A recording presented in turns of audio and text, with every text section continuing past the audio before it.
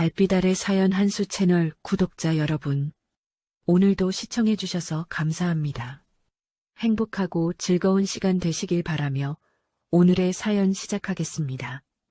강원도 산골 마을 새벽 2시 장작 연기가 피어오르는 작은 부엌에서 문혜진은 두부를 눌러 담고 있었습니다. 손등에는 갈라진 상처가 선명했고 손가락 마디마디엔 굳은 살이 박혀 있었어요. 콩 비린내와 연기가 뒤섞인 공기 속에서 혜진은 잠시 숨을 고르며 창밖을 바라봤습니다. 아직 어둠이 깔린 산자락 너머로 희미하게 별빛이 흔들리고 있었죠. 마루에 놓인 다리미판 위엔 딸 윤정이의 교복이 펼쳐져 있었습니다. 혜진은 두부 작업을 마치고 다리미를 들어 올렸지만 손이 떨려서 제대로 잡을 수가 없었어요. 다리미를 내려놓고 손바닥을 펴보니 또 트기 시작한 상처에서 진물이 배어나오고 있었습니다. 25세 남편을 잃고 이 작은 마을에서 홀로 딸을 키우며 살아온 세월이 고스란히 손에 새겨져 있었죠. 새벽마다 두부를 만들고 낮엔 밭일을 하고 밤엔 남의 집 빨래를 해주던 시간들. 그 모든 날들이 손 위에 지도처럼 그려져 있었습니다. 마을 사람들은 늘 수군거렸습니다. 과부가 뭘 아냐, 저렇게 키워봤자 별 수 있겠어. 그 말들이 귓가에 맴돌 때마다 혜진은 이를 악물고 두부를 더 눌렀어요. 장터에서 누군가 혜진을 스쳐 지나가며 불쌍하다고 속삭일 때면 혜진은 고개를 더 깊이 숙였습니다. 동정은 받고 싶지 않았어요. 다만 딸 하나 제대로 키우는 것, 그것만이 혜진이 세상에 증명할 수 있는 전부였으니까요. 윤정이는 혜진의 전부였습니다. 아이가 학교에서 상을 타올 때마다 혜진은 몰래 울었어요. 기쁨의 눈물이기도 했지만 동시에 이 아이가 나 때문에 주눅 들까봐 두렵기도 했죠. 윤정이가 군대에 가겠다고 했을 때도 장교가 되겠다고 했을 때도 혜진은 한 번도 말리지 않았습니다. 다만 밤마다 기도했어요. 우리 애가 부끄럽지 않게 해주세요. 그런데 그날 저녁 윤정에게서 전화가 걸려왔습니다. 엄마, 국가 귀빈 만찬에 오셔야 해요. 혜진은 숨이 턱 막혔어요. 청와대라는 단어를 듣는 순간 가슴이 뛰기는커녕 내가 그런 데 가면 사람들이 웃겠지라는 공포가 먼저 밀려왔습니다. 혜진은 떨리는 목소리로 물었죠. 엄마가 꼭 가야 하냐? 윤정은 낮고 단호한 목소리로 대답했어요. 엄마가 안 오시면 저는 거기 앉을 자격이 없어요. 만찬 날이 다가왔습니다. 혜진은 새 옷을 사러 읍내 시장까지 갔다가 가격표를 보고는 발길을 돌렸어요. 15만 원짜리 저고리 앞에서 한참을 서 있다가 결국 손을 떼었습니다. 대신 집에 돌아와 낡았지만 깨끗하게 빨아둔 회색 저고리와 검은 구두를 꺼냈어요. 거울 앞에 서니 촌티 난다는 말이 귓가에서 울렸고 혜진은 거울을 더 이상 볼 수가 없었습니다. 역까지 가는 버스 안에서도 고개를 들 수가 없었어요. 옆자리 승객이 힐끗힐끗 쳐다보는 게 느껴졌지만 혜진은 그냥 창밖만 바라봤습니다. 청와대에 도착하자마자 첫 관문부터 문제가 생겼습니다. 출입 명단 확인대에서 경호 인력이 혜진을 위아래로 훑더니 냉정하게 말했죠. 보호자 동반 명단에 없습니다. 혜진이 떨리는 손으로 초대장을 내밀었지만 담당자는 표정을 굳히고 무전기를 잡았습니다. 신원 확인 필요합니다. 이상자 동선 통제 바랍니다. 이상자라는 단어가 혜진의 심장을 후벼 팠습니다. 주변 시선이 몰리기 시작했고 누군가가 작게 웃는 소리가 들렸어요. 뒤에서 대기하던 사람들이 웅성거리기 시작했습니다. 뭐야, 저 사람? 초대장 위조하냐? 혜진은 숨이 가빠졌어요. 손바닥에 땀이 배어났고 다리가 후들거렸습니다. 속으로 내가 괜히 왔구나. 윤정이한테 짐만 되는구나 생각하며 발걸음을 돌리려는데 경호원이 길을 막았습니다. 잠깐만요. 움직이지 마세요. 혜진은 귀빈 만찬장 입구에서 의심받는 시골 여자가 되어 서 있었습니다. 초대장을 손에 쥔 채로 아무것도 할 수 없이 그저 멈춰 서 있을 수밖에 없었죠. 저 안쪽 어딘가엔 딸이 있을 텐데 혜진은 그쪽을 차마 쳐다볼 수가 없었습니다. 더군다나 상황은 더 최악으로 흘러갔습니다.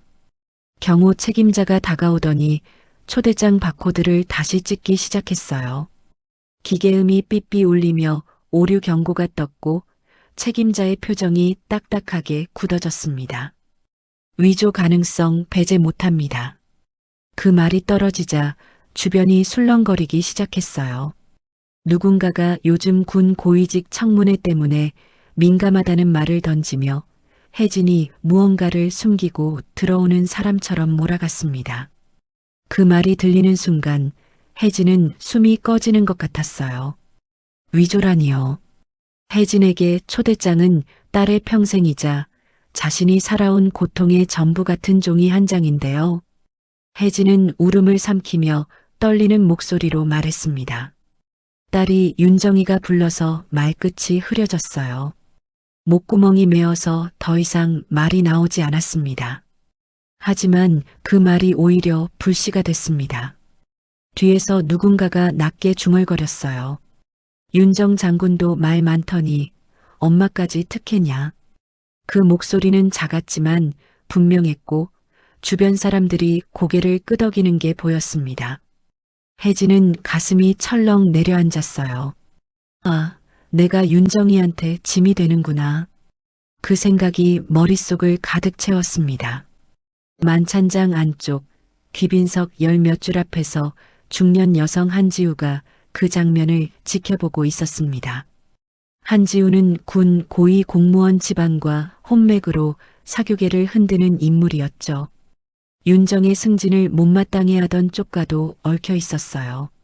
한지우는 옆 사람에게 부채를 펼치며 일부러 크게 말했습니다. 저런 사람이 여길 왜 와요? 촌년 주제에 감히 귀빈석에 앉아? 그 말이 마치 칼처럼 만찬장 공기를 갈랐습니다. 몇몇은 헛웃음을 터뜨렸고 누군가는 휴대전화를 슬쩍 들어 올렸어요. 이미 촬영 각이 잡힌 겁니다. 혜진은 그 시선들을 느끼며 온몸이 얼어붙었습니다. 발이 땅에 붙은 것처럼 움직여지지 않았어요. 그 순간이었습니다. 무대 맨 앞 귀빈석에서 조용히 앉아있던 윤정이 숟가락을 내려놓았어요. 그 소리가 이상할 만큼 크게 들렸습니다. 윤정의 시선이 천천히 혜진에게로 향했죠. 윤정은 자리에서 일어나려다 멈췄어요. 손등이 하얗게 질려 있었습니다. 윤정은 입술을 깨물며 경호팀 쪽을 노려봤지만 공개석상이라 함부로 움직일 수 없었어요. 그리고 그 바로 옆 평소라면 절대 감정을 드러내지 않는 여군 사성장군 강윤서가 의자 팔걸이를 쥐고 미세하게 고개를 들었습니다.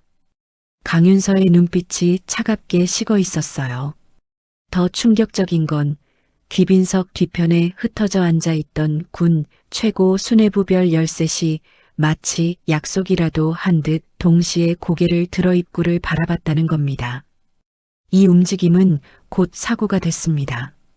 언론석이 술렁이기 시작했어요. 카메라 셔터 소리가 터져나왔고 경호팀 무전기가 요란하게 울렸습니다. 귀빈석 움직임 발생. 통제 필요. 지금 무슨 일입니까? 확인 중입니다. 무전 소리가 만찬장 전체에 퍼졌어요. 만찬장은 순식간에 얼어붙었습니다. 사람들은 숨을 죽이고 귀빈석과 입구를 번갈아 쳐다봤어요. 혜진은 그 한복판에서 발이 굳어버렸습니다. 내가 뭘 잘못한 거지? 왜 저 사람들이 나를 쳐다보는 거지? 머릿속이 하얗게 비었어요. 한지우는 재빨리 상황을 파악했습니다. 윤정과 별 열셋이 움직였다는 건 이 촌년이 뭔가 특별한 배경이 있다는 뜻일 수도 있었죠. 한지우는 표정을 바꿔 주변에 속삭였어요. 저 여자 뭔가 있는 거 아냐? 저렇게 수수한 척하면서 이미 한지우의 머릿속엔 다음 수가 그려지고 있었습니다. 경호 책임자가 혜진에게 다가왔습니다. 일단 옆으로 이동 부탁드립니다. 혜진은 고개를 끄덕이며 비틀거렸어요. 다리에 힘이 풀려서 제대로 걸을 수가 없었습니다. 그때 만찬장 안쪽에서 윤정이 일어섰어요. 하지만 참모 한 명이 윤정의 팔을 붙잡으며 작게 속삭였습니다. 지금 움직이시면 안 됩니다. 언론이 다 보고 있습니다. 윤정은 주먹을 쥐었습니다. 손톱이 손바닥에 파고들 정도로 세게요. 윤정은 입구 쪽 혜진을 바라보며 눈빛만으로 말했어요. 엄마, 괜찮아요. 제가 지킬게요. 하지만 혜진은 그 눈빛을 볼 수 없었습니다. 고개를 숙인 채 경호원을 따라 옆문으로 향하고 있었으니까요. 만찬장 분위기는 완전히 깨졌습니다. 사람들은 수군거렸고 언론은 카메라를 들이댔어요. 이 장면은 내일 아침 뉴스톱을 장식할 게 분명했습니다. 혜진은 연문 밖 복도에 홀로 남겨졌어요. 창밖으로 보이는 청와대 정원이 아름다웠지만 혜진의 눈엔 아무것도 들어오지 않았습니다. 그저 내가 윤정이 인생을 망쳤구나라는 생각만 맴돌았어요. 다음 날 아침 뉴스가 폭발했습니다. 청와대 귀빈 만찬장에서 촌년 모욕 논란. 모든 방송사가 이 소식을 톱으로 다뤘어요. 화면에는 흐릿하지만 분명히 보이는 장면이 담겨 있었습니다. 입구에서 멈춰선 혜진, 그쪽을 바라보는 윤정과 강윤서, 그리고 동시에 움직인 별 13. 카메라는 그 순간을 놓치지 않았죠. 여론은 둘로 갈라졌습니다. 시골 엄마를 모욕한 게 말이 되냐? 저게 대한민국이냐? 윤정 승진도 의심스럽다. 저런 사람이 왜 귀빈이냐? 뭔가 뒷배경이 있는 거 아니야? 포털 사이트 댓글창은 순식간에 수천 개의 댓글로 넘쳐났어요. 찬반이 팽팽하게 맞섰고 어떤 댓글은 혜진의 과거를 캐기 시작했습니다. 군 내부는 더 잔인했습니다. 윤정의 동기들 중 일부는 눈치를 보며 거리를 뒀어요. 복도에서 마주쳐도 어색하게 인사만 하고 지나갔죠. 반대파는 기다렸다는 듯 자료를 뿌리기 시작했습니다. 윤정 장군, 특정 인맥과 연루 의혹, 청와대 행사 초대 명단 특혜 의심, 익명의 제보라는 형식으로 언론사에 흘러나갔어요. 윤정은 참모들을 회의실에 모았습니다. 참모들은 긴장한 표정으로 앉아 있었어요. 윤정은 창밖을 바라보다가 천천히 돌아서며 냉정하게 말했습니다. 어머니 건드리면 그건 전쟁입니다. 목소리는 낮았지만 단호했어요. 참모 중 한 명이 조심스럽게 물었습니다.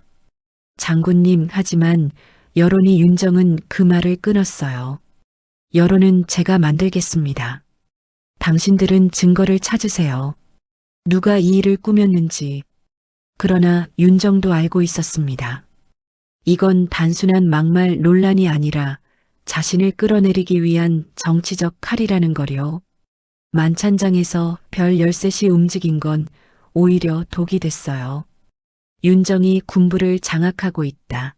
사조직을 운영한다는 음해성 기사까지 나오기 시작했으니까요. 혜진은 시골집으로 돌아오자마자 문을 걸어 잠그고 숨었습니다. 동네 사람들 전화가 쏟아졌어요. 혜진아, 뉴스 봤다. 너 맞냐? 대체 뭘 숨긴 거냐? 청와대까지 갔으면 뭔가 있는 거 아냐? 전화를 받을 때마다 혜진은 아무것도 아니에요. 그냥 딸이 불러서라고 말했지만 상대방은 믿지 않는 듯 했어요. 이장댁 아주머니는 대놓고 물었습니다. 혜진아, 너 혹시 윤정이 뒷배경 있는 거 아냐? 그래서 별들이 다 움직인 거 아냐? 혜진은 말문이 막혔어요. 아니에요. 정말 아무것도 없어요. 그럼 왜 저렇게 난리냐? 연기는 없는 데서 안 나는 법이다. 전화를 끊고 나니 온몸에 힘이 빠졌습니다. 혜진은 딸에게 전화조차 못했습니다. 본인이 딸의 발목을 잡는 것 같아 숨이 막혔어요.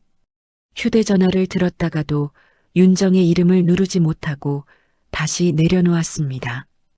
윤정이가 지금 얼마나 힘들까? 나 때문에 얼마나 고생할까? 생각만 해도 가슴이 찢어지는 것 같았어요. 그날 밤 혜진은 부엌에서 홀로 울었습니다. 아무도 보지 않는 어둠 속에서 소리 없이 눈물을 흘렸어요. 손바닥을 펼쳐보니 흙과 칼자국으로 갈라진 손이 보였습니다. 20해 넘게 이 손으로 살아왔는데 이제 와서 이 손이 부끄러워졌어요. 혜진은 스스로에게 중얼거렸습니다. 내가 뭘 잘못했냐, 그냥 살아낸 것밖에 없는데. 다음 날 혜진은 장터에 나갔습니다. 두부를 팔아야 했으니까요. 하지만 사람들의 시선이 달랐어요. 어떤 이는 동정 어린 눈으로 쳐다봤고 어떤 이는 수군거리며 지나갔습니다. 저 사람이 뉴스에 나온 사람이네. 창피해서 어떻게 나와? 혜진은 고개를 숙이고 두부만 팔았어요. 한 단골 손님이 다가와 작게 물었습니다. 혜진 씨, 괜찮아요? 혜진은 고개를 끄덕였지만 눈물이 차올랐어요.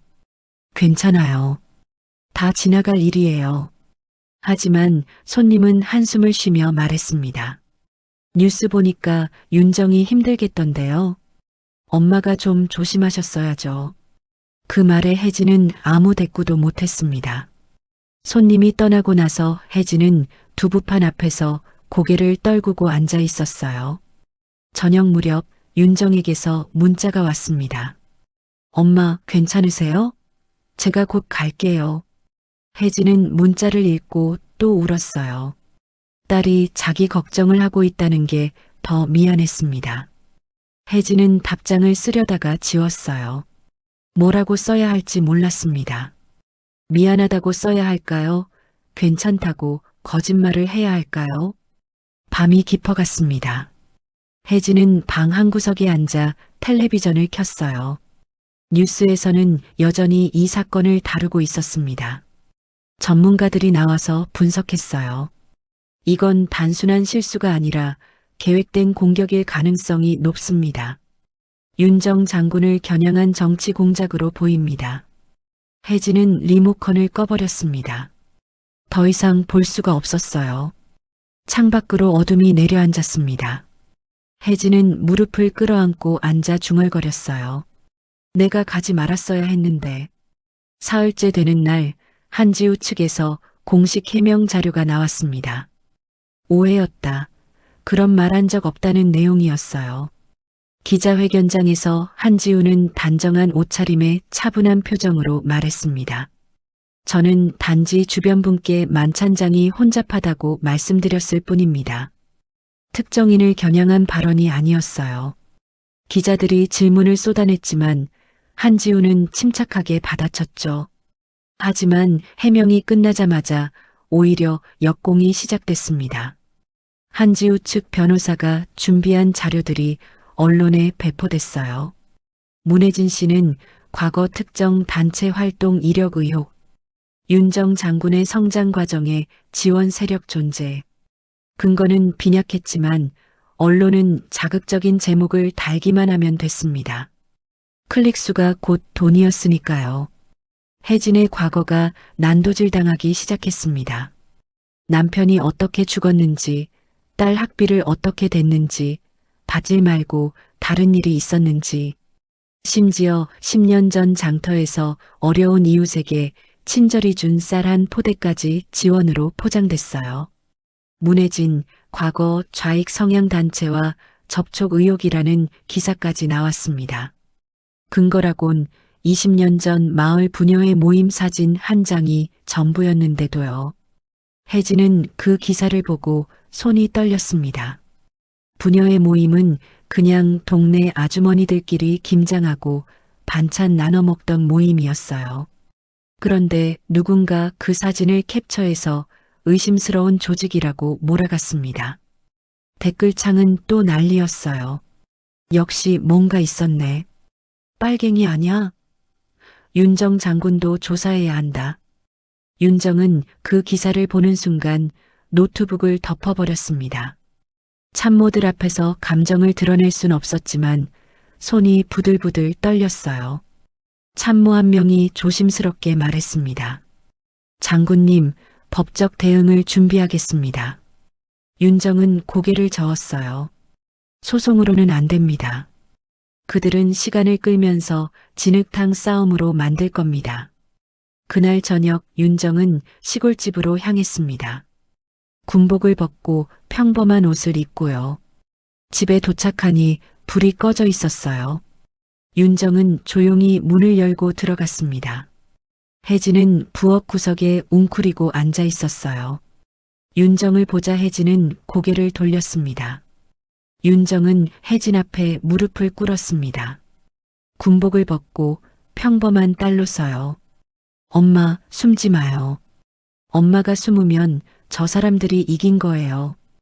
혜진은 얼굴을 가리고 고개를 흔들었습니다. 엄마는 창피하다. 너는 장군인데 엄마는 촌년이다. 뉴스에서 그러더라. 엄마가 너 발목 잡는다고. 윤정은 울컥했지만 울지 않았습니다. 대신 혜진의 손을 잡아쥐었어요. 갈라진 손, 굳은 살 박힌 손. 윤정은 그 손을 자신의 뺨에 갖다 댔습니다. 엄마 손이 제 훈장입니다. 이 손이 없었으면 저는 여기까지 못 왔어요. 그 말에 혜진의 눈물이 터졌습니다. 하지만 동시에 공포도 더 커졌어요. 내가 나서면 더 망가질 거다. 너까지 끌어내릴 거다. 윤정은 혜진을 끌어안았습니다. 엄마, 저는 이미 싸우고 있어요. 엄마가 함께 서주셔야 이길 수 있어요. 혜진은 윤정의 품에서 한참을 울었습니다. 20회 넘게 참았던 눈물이 쏟아졌어요. 미안하다, 윤정아. 엄마가 그냥 조용히 살았어야 했는데.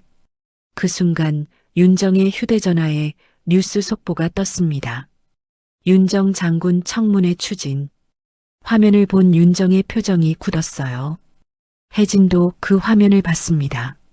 청문회가 뭐냐? 윤정은 잠시 침묵하다가 대답했습니다.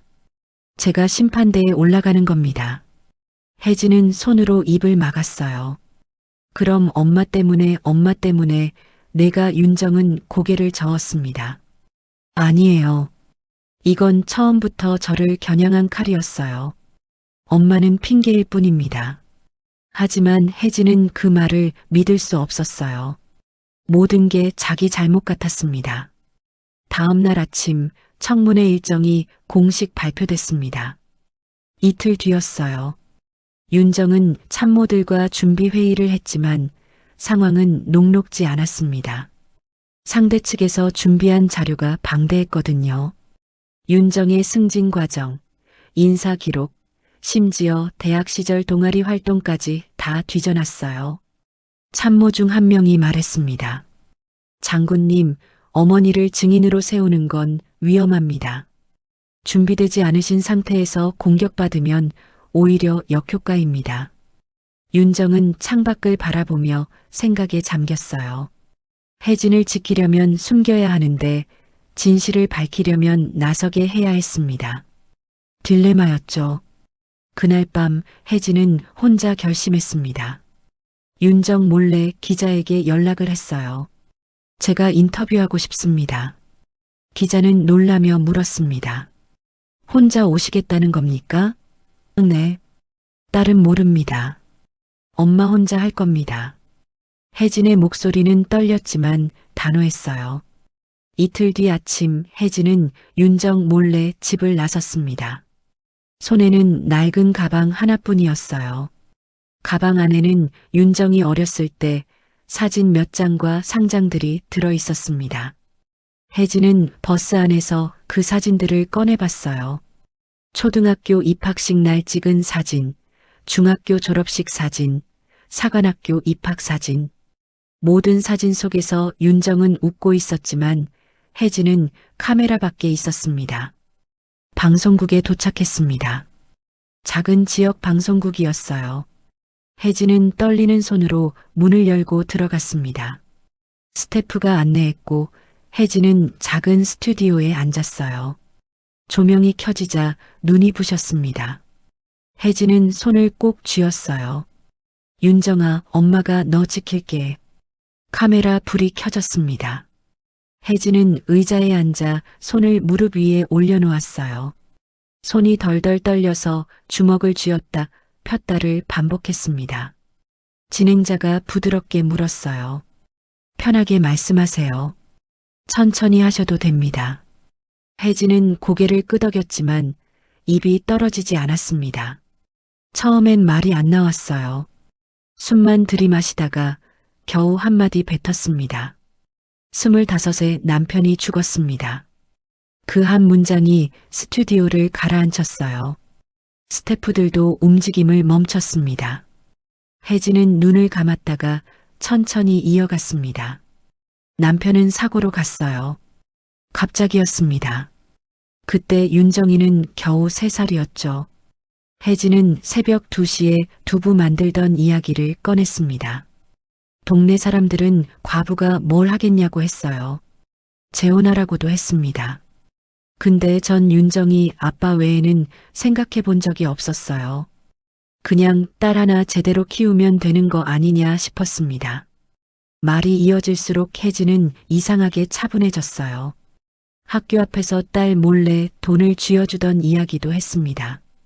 윤정이가 중학교 다닐 때였어요. 급식비가 밀렸다는 통지서를 받았는데 윤정이한테는 말 못했습니다. 그 애가 알면 학교 그만두겠다고 할까 봐요.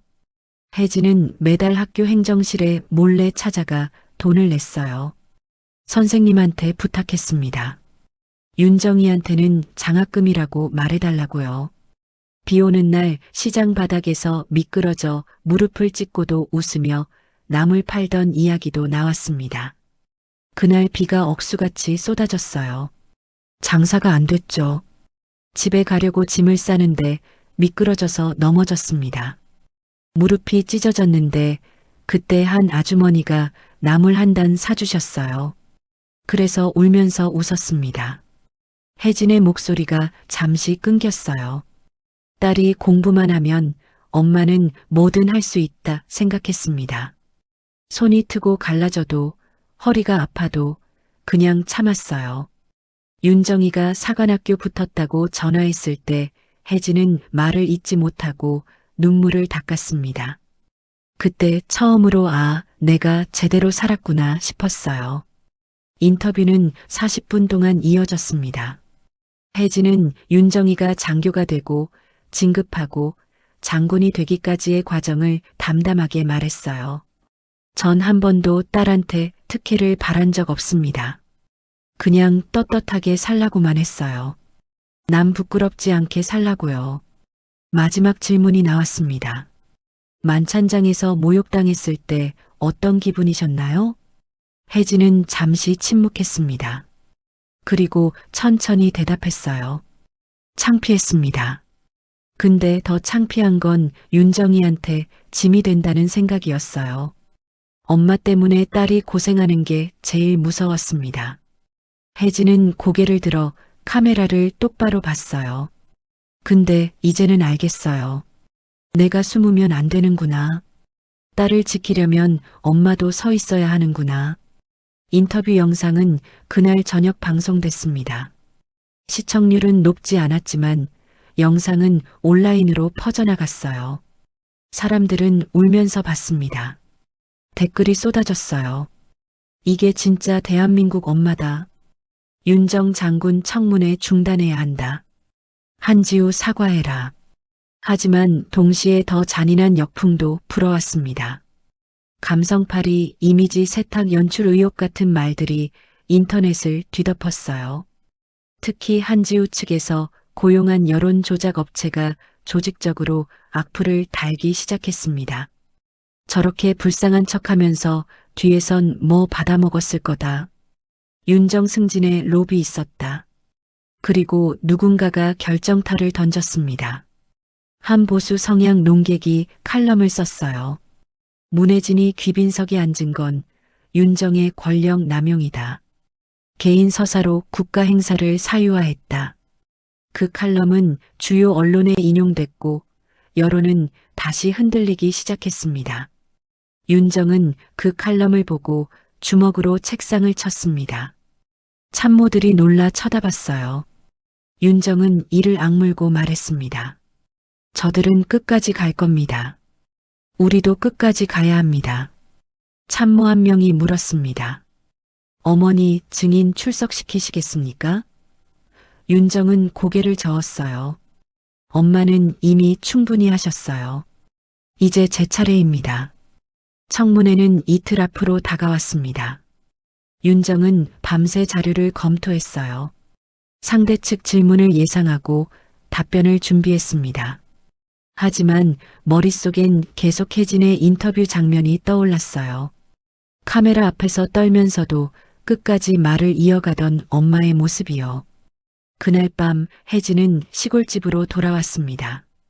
윤정이 집 앞에서 기다리고 있었어요. 엄마, 왜 혼자 나가셨어요? 윤정의 목소리는 떨렸습니다. 혜진은 윤정을 끌어안았어요. 미안하다. 근데 엄마도 싸워야 할 것 같았다. 윤정은 혜진의 품에서 고개를 숙였습니다. 엄마, 청문회 때 힘들 거예요. 혜진은 윤정의 머리를 쓰다듬었습니다. 괜찮다. 엄마는 이제 안 무섭다. 하지만 사실 혜진은 무서웠어요. 청문회가 뭔지도 잘 모르지만 딸이 고통받을 거란 건 알았습니다. 그날 밤 혜진은 윤정 옆에 누워 손을 잡아줬어요. 윤정아, 엄마가 옆에 있을게. 다음 날 아침 또 다른 기사가 떴습니다. 문혜진 인터뷰, 사전 대본 의혹. 근거 없는 루머였지만 사람들은 또 흔들렸어요. 혜진은 그 기사를 보고 한숨을 쉬었습니다. 끝이 없구나. 윤정은 혜진의 손을 꼭 잡았어요. 엄마, 조금만 더 버티세요. 곧 끝날 겁니다. 하지만 혜진은 알고 있었습니다. 이건 시작일 뿐이라는 걸요. 청문회가 열리면 더 큰 폭풍이 올 거라는 걸요. 혜진은 창밖을 바라보며 중얼거렸습니다. 그래도 이제는 안 숨는다. 딸 옆에 서 있는다. 청문회 전날 밤 윤정은 참모진을 모두 내보냈습니다. 회의실에는 서류 더미만 남았고 윤정은 창밖을 바라보며 서 있었어요. 멀리 도시의 불빛이 반짝였지만 윤정의 눈엔 아무것도 들어오지 않았습니다. 휴대전화를 켜니 악플 알림이 수십 개 떠 있었어요. 윤정은 한숨을 쉬며 전화기를 꺼버렸습니다. 집으로 돌아가는 차 안에서 윤정은 계속 생각했습니다. 내일 청문회장에서 뭐라고 말해야 하지? 어떻게 해야 엄마를 지킬 수 있지?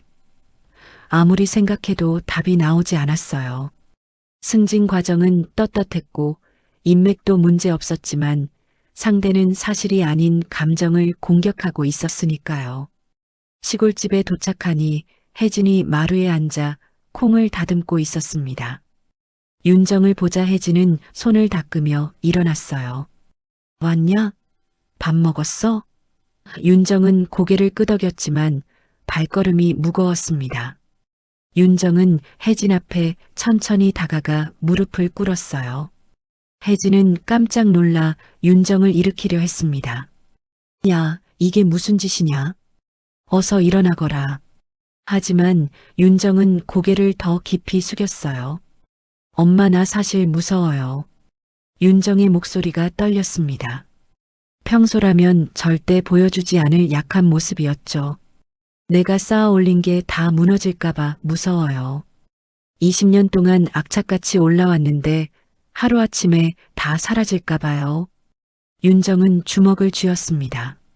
근데 더 무서운 건 엄마가 또 혼자 울까봐예요. 엄마가 사람들 앞에서 고개 숙이는 모습을 볼까봐 그게 제일 무섭습니다. 혜진은 윤정의 머리를 감싸 안았습니다. 손이 떨렸어요. 윤정아, 엄마는 괜찮다. 엄마는 이미 평생 고개 숙이고 살았어. 하나 더 숙인다고 달라질 게 뭐 있겠냐? 윤정은 혜진의 품에서 처음으로 울음을 터뜨렸습니다. 소리 없이 어깨만 떨렸어요. 두 사람은 말없이 한참을 그렇게 있었습니다. 밤바람이 창문 틈으로 들어와 촛불을 흔들었어요. 혜진은 윤정의 등을 천천히 쓰다듬으며 중얼거렸습니다. 다 괜찮을 거다. 우리 이만큼 버텼는데 조금만 더 버티면 돼. 그때 윤정의 휴대전화가 울렸습니다. 낯선 번호였어요. 윤정은 전화를 받았습니다. 여보세요?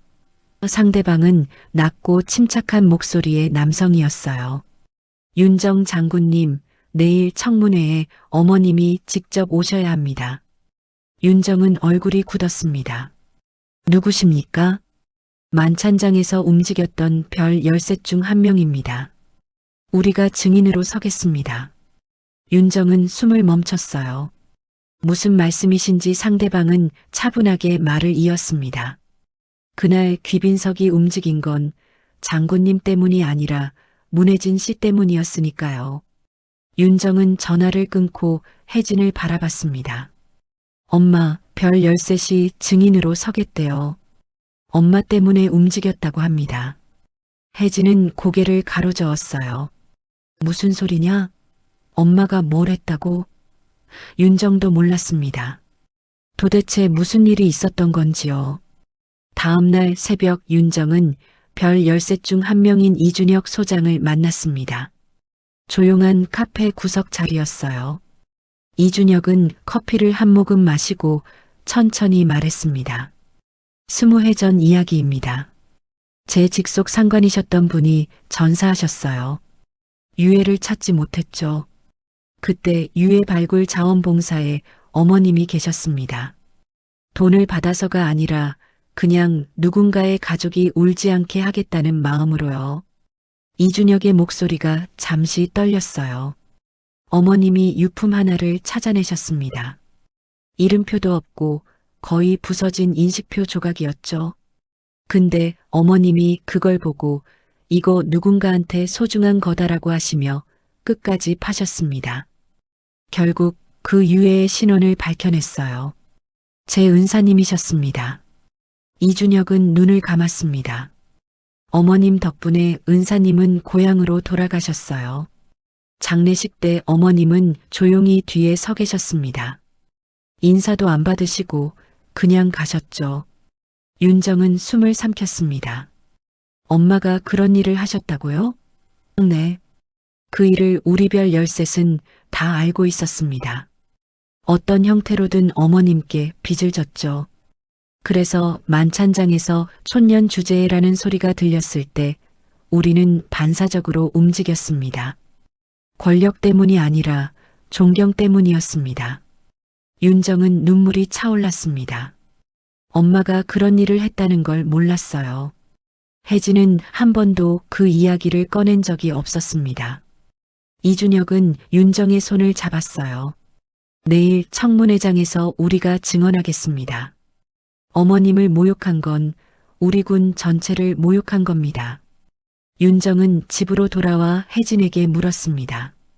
엄마, 20회 전에 유해 발굴 자원봉사 하셨어요? 혜진은 잠시 멈칫하다가 고개를 끄덕였어요. 했지. 돈이 조금 됐거든. 근데 그건 왜 말 안 하셨어요? 혜진은 어깨를 으쓱했습니다. 말할 게 뭐 있냐? 그냥 한 일인데.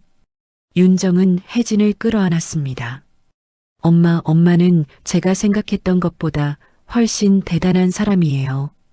혜진은 웃으며 윤정의 등을 토닥였어요. 무슨 소리냐? 엄마는 그냥 엄마다. 하지만 윤정은 알았습니다. 엄마가 살아온 인생 자체가 이미 훈장이라는 걸요. 그날 밤 윤정은 청문회 준비 자료를 모두 치웠습니다. 변명할 필요가 없었어요. 진실을 말하면 됐으니까요. 윤정은 거울 앞에 서서 군복을 단정히 입었습니다.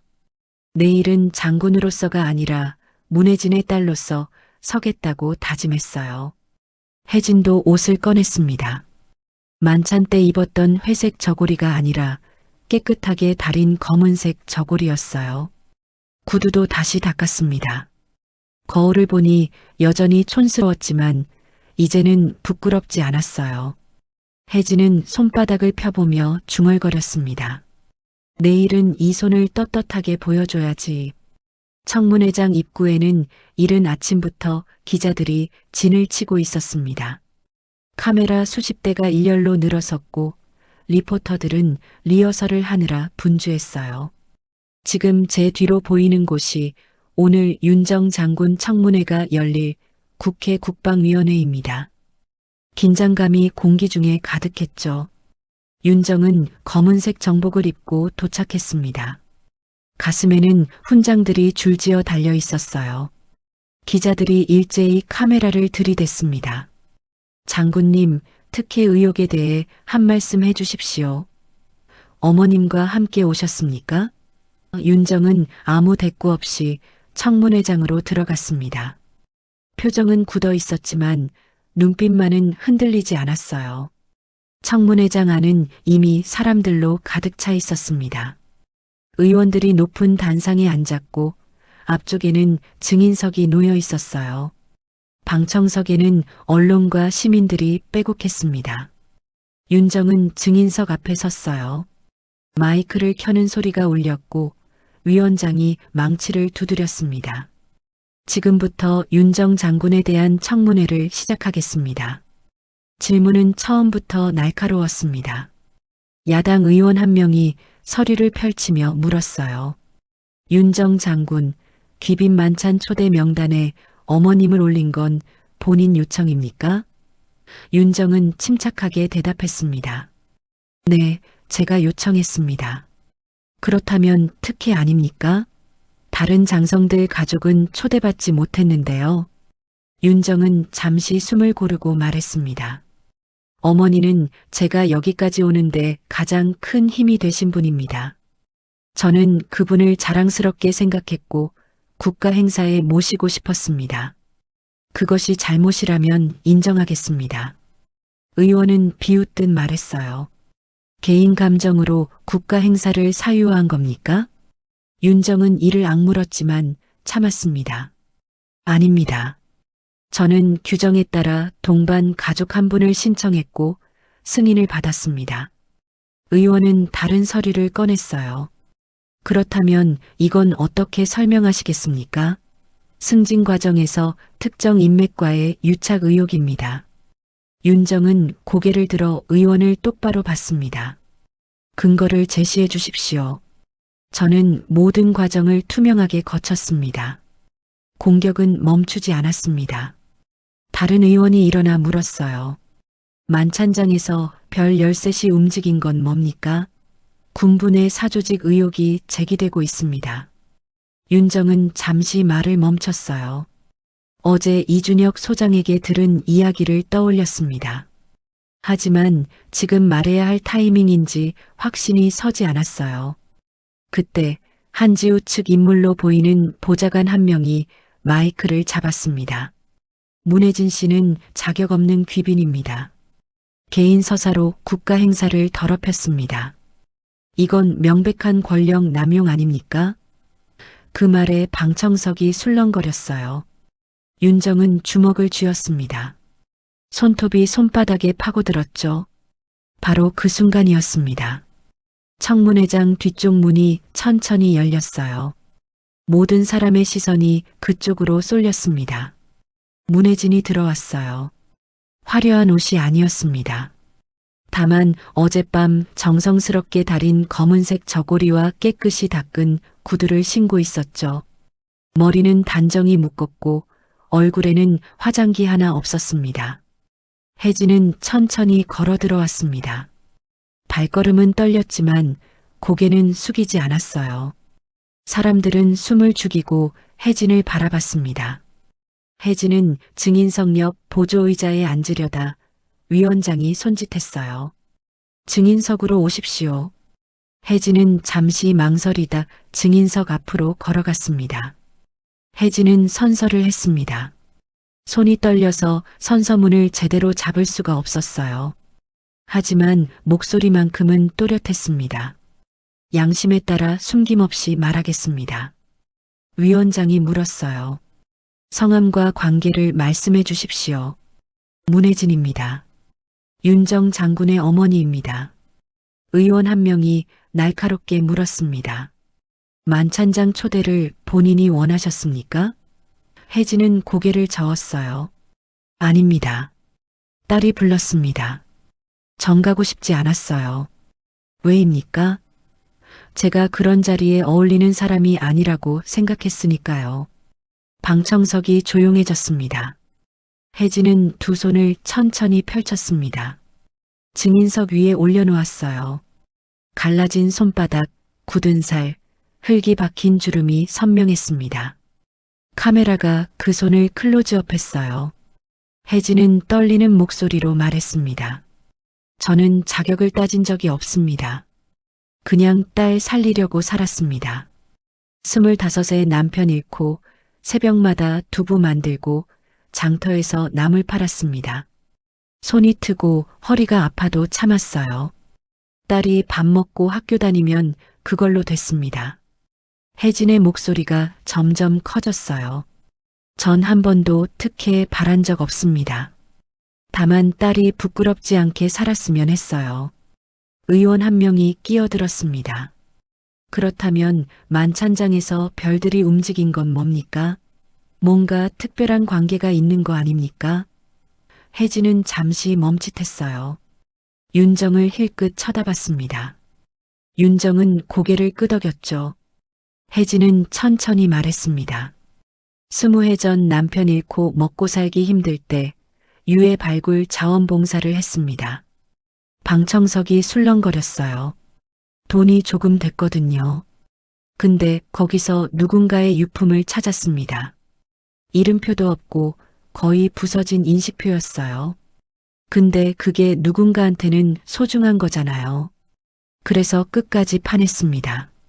결국 신원을 밝혀냈고 그분은 고향으로 돌아가셨습니다. 혜진은 눈물을 닦았어요. 전 그냥 누군가 가족이 덜 울었으면 해서 한 일입니다. 대가를 바란 적 없어요. 청문회장이 완전히 조용해졌습니다. 누군가 훌쩍이는 소리가 들렸어요. 혜진은 마지막으로 말했습니다. 만약 제가 그 자리에 어울리지 않았다면 죄송합니다. 근데 전 제 손이 부끄럽지 않습니다. 혜진의 증언이 끝나자 청문회장 뒤편에서 움직임이 있었습니다. 별 13시 차례로 일어섰어요. 먼저 이준혁 소장이 증인석으로 걸어 나왔습니다. 위원장이 놀란 표정으로 물었어요. 증인 신청이 없었는데요? 이준혁은 단호하게 대답했습니다. 긴급 증인으로 서겠습니다. 이 사안은 군의 명예와 직결된 문제입니다. 이준혁은 선서를 하고 마이크 앞에 섰습니다. 20해 전 제 직속 상관님이 전사하셨습니다. 유해를 찾지 못해 3년간 실종 상태였죠. 가족들은 매일 울었습니다. 그의 목소리가 떨렸어요. 그때 문혜진 씨가 유해 발굴 현장에서 작은 인식표 조각을 발견하셨습니다. 다른 사람들은 그냥 지나쳤을 파편이었어요. 하지만 문혜진 씨는 달랐습니다. 이게 누군가한테는 전부일 수 있다며 밤새 흙을 파셨어요. 결국 은사님의 유해를 찾았고 신원을 밝혔습니다. 이준혁은 눈물을 닦았습니다. 문혜진 씨가 아니었다면 우리는 아직도 은사님을 찾지 못했을 겁니다. 그분은 우리 군이 지켜야 할 국민입니다. 두 번째로 강윤서 사성 장군이 일어났습니다. 평소 냉정하기로 유명한 강윤서가 증인석에 서자 방청석이 술렁거렸어요. 강윤서는 침착하게 말했습니다. 저 역시 문혜진 씨께 빚을 졌습니다. 제 선임이 실종됐을 때 문혜진 씨가 찾아주셨습니다. 그 일로 저는 군에 남을 수 있었어요. 3번째, 4번째, 5번째. 별들이 차례로 일어나 증언했습니다. 문혜진 씨는 보상 한 푼 받지 않으셨습니다. 장례식에도 조용히 뒤에만 계셨어요. 그분이 없었다면 수십 가족이 평생 한을 품고 살았을 겁니다. 증언이 이어질수록 분위기가 완전히 뒤집혔습니다. 마지막으로 별중 최고위직인 삼성 장군이 일어났습니다. 만찬장에서 우리가 움직인 건 윤정 장군 때문이 아니었습니다. 문혜진 씨를 향한 모욕을 들었기 때문입니다.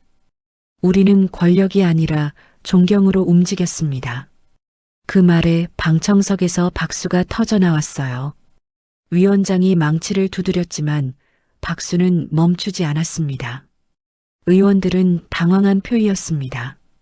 준비했던 질문들이 모두 무용지물이 됐어요. 한지우 측 보좌관은 얼굴이 하얗게 질렸습니다. 하지만 아직 끝이 아니었어요. 야당 의원 중 한 명이 자료를 꺼내 들었습니다. 그렇다 해도 한지우 씨 측 해명은 어떻게 된 겁니까? 모욕 발언은 오해였다고 했는데요. 바로 그때 여당 의원 한 명이 태블릿을 들어 올렸습니다. 지금 긴급 자료를 받았습니다. 한지우 씨 측이 배포한 해명 자료의 제작비 출처를 추적한 결과입니다. 화면이 전광판에 띄워졌어요. 복잡한 자금 흐름도가 나타났습니다. 한지우 씨가 운영하는 홍보 대행사가 군 납품 비리 업체로부터 3억 원을 받았습니다. 그 돈으로 여론 조작 자료를 만들었어요. 방청석이 또 한 번 술렁거렸습니다. 의원은 계속 설명했습니다. 더 심각한 건 이 업체가 군 물품 납품 과정에서 횡령한 금액이 15억 원에 달한다는 겁니다. 한지우 씨는 이 사실을 덮기 위해 윤정 장군을 공격한 겁니다. 증거 자료들이 차례로 화면에 나타났어요. 계좌 이체 내역, 이메일 기록, 녹취록까지 모든 게 드러났습니다. 한지우 측 보좌관이 벌떡 일어났습니다. 이건 조작입니다. 증거가 불법 취득된 겁니다. 하지만 여당 의원은 차분하게 대답했어요. 검찰에서 이미 확인한 자료입니다. 영장도 발부됐고요. 보좌관은 말문이 막혔습니다. 윤정은 조용히 앉아 있었습니다. 표정은 변하지 않았지만 눈빛만은 차갑게 식어 있었어요. 윤정은 천천히 일어나 마이크 앞에 섰습니다. 오늘 이 자리에서 지켜야 할 건 제 자리도 아니고 제 명예도 아닙니다. 목소리는 낮았지만 단호했습니다. 오늘 지켜야 할 건 어머니가 살아낸 시간입니다. 새벽마다 두부 만들고 손 트는 줄도 모르고 딸 하나 키운 그 시간입니다. 윤정은 혜진을 바라봤어요. 저는 그 시간 위에 서 있습니다. 그게 제 훈장이고 제 자격입니다. 방청석에서 또 박수가 터졌습니다. 이번엔 위원장도 막지 않았어요. 카메라 플래시가 터지고 기자들은 미친 듯이 받아 적었습니다. 청문회는 사실상 끝났어요. 위원장이 망치를 두드렸습니다. 오늘 회의는 여기서 마치겠습니다. 관련 의혹에 대해서는 검찰 수사를 의뢰하겠습니다. 청문회장을 나서는 윤정과 혜진을 기자들이 에워쌌습니다. 장군님, 소감 한 말씀 해주십시오. 윤정은 멈춰서서 말했습니다. 저는 오늘 제 어머니가 자랑스럽습니다. 그게 전부입니다. 혜진은 윤정 옆에 조용히 서 있었어요. 한 기자가 혜진에게 물었습니다. 어머님, 지금 기분이 어떠십니까? 혜진은 잠시 생각하다가 대답했습니다. 떨렸습니다. 근데 이제는 괜찮아요. 제 손이 부끄럽지 않으니까요. 혜진은 손바닥을 펼쳐 보였습니다. 갈라진 손, 굳은 살 박힌 손이었지만 이제 그 손은 자랑이었습니다. 일주일 뒤 한지우는 구속됐습니다. 군 납품 비리 연루와 여론 조작 혐의였어요. 관련자들도 줄줄이 조사를 받았습니다. 윤정을 공격했던 언론들은 사과문을 냈고 청문회 영상은 1000만 조회수를 넘겼습니다. 혜진은 대한민국 어머니라는 별명으로 불리기 시작했습니다. 여러 곳에서 강연 요청이 들어왔어요. 처음엔 거절하던 혜진도 결국 한두 곳씩 다니기 시작했습니다. 군부대, 학교, 시민단체. 혜진은 어디를 가든 같은 이야기를 했어요. 저는 특별한 사람이 아닙니다. 그냥 엄마였습니다. 딸 하나 제대로 키우려고 버텼을 뿐이에요. 강연 마지막은 늘 같았습니다. 혜진은 손바닥을 청중에게 보여주며 웃었어요. 이 손이 부끄럽지 않으면 어디든 앉을 수 있어요. 여러분도 마찬가지입니다. 어느 날 저녁 윤정은 시골집을 찾아갔습니다. 군복을 입고 있었지만 표정은 편안했어요. 혜진은 마루에서 콩을 다듬고 있었습니다. 윤정은 옆에 앉아 혜진의 손을 잡았어요. 엄마, 이제는 제가 엄마를 지킬게요. 혜진은 윤정의 손을 꼭 쥐었습니다. 너는 이미 충분히 잘하고 있다. 엄마는 그냥 내 옆에 있으면 돼. 두 사람은 말없이 앉아 저녁 노을을 바라봤어요. 산 너머로 해가 지고 있었습니다. 오렌지빛 하늘 아래 어머니와 딸은 나란히 앉아 있었습니다. 윤정은 중얼거렸습니다. 엄마 손이 정말 제 훈장이에요. 혜진은 웃으며 대답했습니다. 그럼 너는 엄마 자랑이고. 바람이 불어와 두 사람의 머리카락을 흔들었습니다. 평화로운 저녁이었어요. 긴 싸움 끝에 찾아온 진짜 평화였습니다.